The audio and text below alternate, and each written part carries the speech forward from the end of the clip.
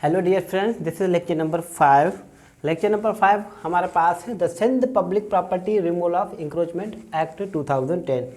हमारे पास इंक्रोचमेंट जो एक्ट है उसके अंदर लेक्चर सीरीज जो हम बना रहे हैं वो हमारे पास बेयर एक्ट रीडिंग है। तो फिर बेयर एक्ट रीडिंग के अंदर हमने सेक्शन नंबर 7 तक डिस्कस कर लिया था। आज हम डिस्कस करने जा रहे हैं सेक्शन नंबर 8 पर। सेक्शन नंबर 8 बात करता है पनिशमेंट के सज़ा कितनी होगी। इसकी सज़ा 1 साल से लेकर 10 साल तक हो सकती है। कम से कम 1 साल, ज़्यादा से ज़्यादा 10 साल। आइए बात समझिए।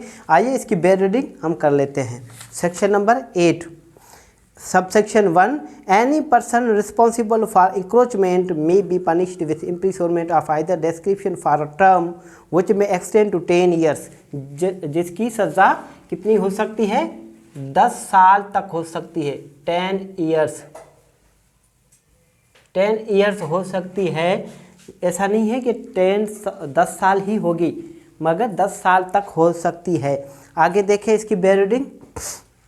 But not less than 1 year. इसका मतलब क्या है कि 1 साल से कम नहीं होगी, 1 ईयर से कम नहीं होगी और 10 साल से ज़्यादा नहीं होगी। मीन्स 1 साल से लेकर 10 साल तक, means 1 year to 10 years punishment इसमें है। जो इंक्रोचमेंट करेगा, जो इंक्रोचमेंट का रिस्पॉन्सिबल होगा, आ रही बात समझ में, जिसने इंक्रोचमेंट की, ठीक है, वही हमारे पास जिसका रिस्पॉन्सिबल है इंक्रोचमेंट का, उसको ही 1 साल से लेकर 10 साल की सज़ा दी जा सकती है। उसके बाद with fine of rupees equivalent to market value of the property encroached upon और विथ बोथ। अब जो हमारे पास प्रॉपर्टी जो इंक्रोच हुई, फॉर एग्जांपल कोई ए है, ठीक है, ए ने कोई प्रॉपर्टी इंक्रोच की थी। कौन सी प्रॉपर्टी? ये वाली प्रॉपर्टी। ये क्या है? एक घर है, ठीक है, ये एक हमारे पास घर है, इसको इंक्रोच किया था। अब जो इंक्रोचमेंट की उसकी इसको सज़ा कितनी मिली? फॉर एग्जांपल इसको 10 साल की सज़ा मिल गई, 10 ईयर्स। अब इसके साथ इसको फाइन भी लग सकता है। फाइन कितना लग सकता है? जो प्रॉपर्टी इसने इंक्रोच की थी, जो मार्केट वैल्यू है उसके हिसाब से इसको फाइन लग सकती है। अब मार्केट वैल्यू क्या है?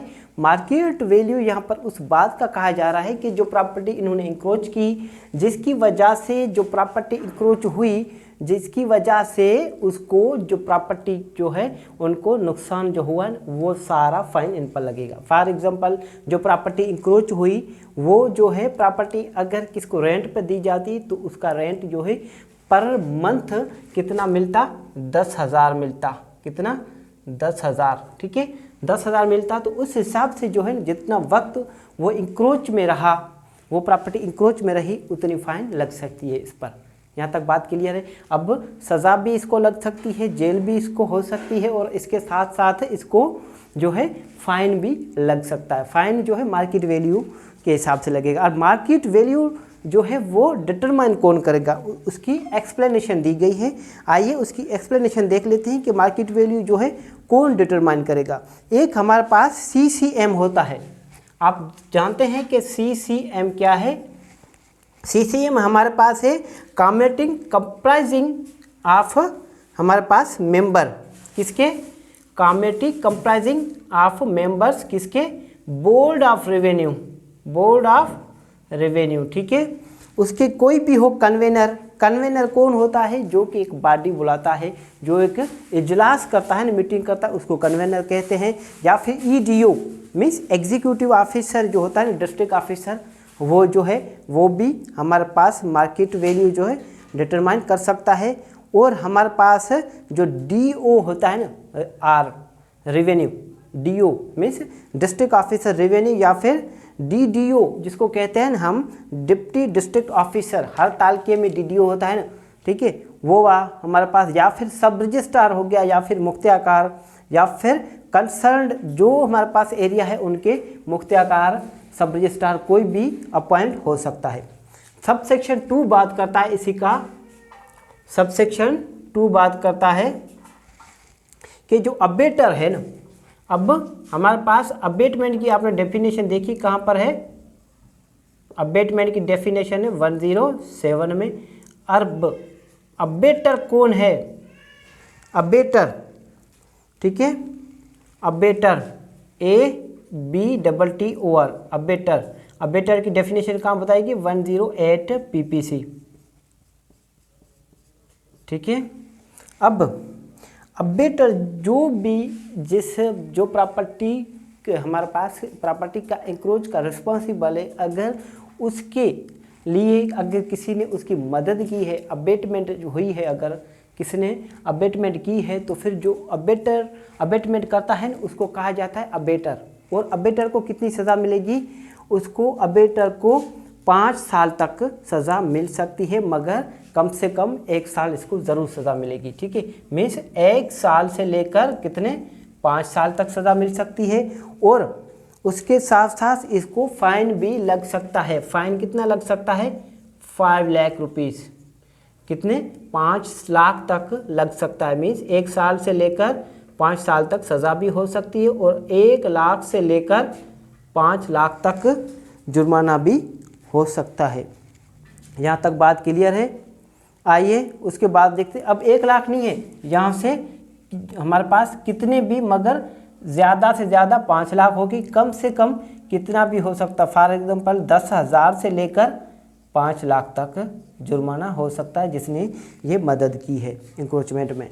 नंबर सबसेक्शन 3 बात करता है कि पुलिस जो इंचार्ज है ना, अगर उनसे सबसेक्शन 2 के अंदर, सेक्शन 5 के सबसेक्शन 2 के अंदर अगर इंक्रोचमेंट जो हमारे पास अथॉरिटीज़ है, फॉर एग्जांपल एंटी इंक्रोचमेंट जो फोर्स, अगर उसने हमारे पास इंचार्ज जो पुलिस स्टेशन है, हमारे पास SHO वगैरह, उनसे मदद मांगी और अगर उन्होंने मदद नहीं दी, तो फिर वो हमारे पास से क्या होगी? उनके अगेंस्ट जो है हमारे पास प्रोविंशियल पुलिस ऑफिसर को लिख दिया जाएगा, रिपोर्ट कर दिया जाएगा कि वो अपनी ड्यूटी देने से क्या हुआ? फेल हुआ, ठीक है। विलफुली उसने ड्यूटी हमारे पास नहीं निभाई। अरे बस अब उनको क्या कर दिया जाए? उनको सस्पेंड किया जाए और उनको ऑफिस से, सर्विस से निकाल दिया जाए। यहाँ तक बात क्लियर है? उसके बाद हम चले जाते हैं हमारे पास सेक्शन नंबर 9।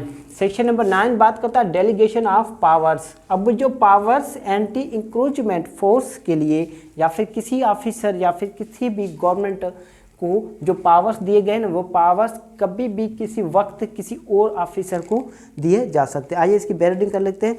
गवर्नमेंट में by notification in the official gazette direct that any power exercisable by it under this act may be exercised by any officer subordinate to it or council, autonomous body or such other authority। अब जो powers जो भी दिए गए हैं ना government को, वो कभी भी किसी वक्त भी किसी भी सबऑर्डिनेट ऑफिसर को डेलीगेट किए जा सकते हैं, मीन्स सुपर्द किए जा सकते हैं। अब सेक्शन नंबर 10 पर चलते हैं। सेक्शन नंबर 10 बात करता है incentive for the removal of encroachment. अब इंसेंटिव क्या होता है? इंसेंटिव का मतलब है अ पॉजिटिव मोटिवेशनल इन्फ्लुएंस। अब पॉजिटिव इंसेंटिव का मतलब है अ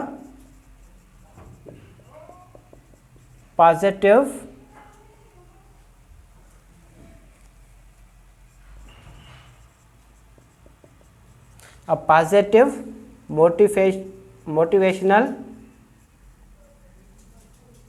इन्फ्लुएंस। अब इंसेंटिव वर्ड की मीनिंग क्या है? अगर उर्दू में हम कहें या फिर हिंदी में, तो फिर ये होगी कि इनाम देना, किसी को बदला देना, किसी को उसका जो काम किया है उसका सिला देना उनको। तो आइए इसकी बेयर रीडिंग कर लेते हैं।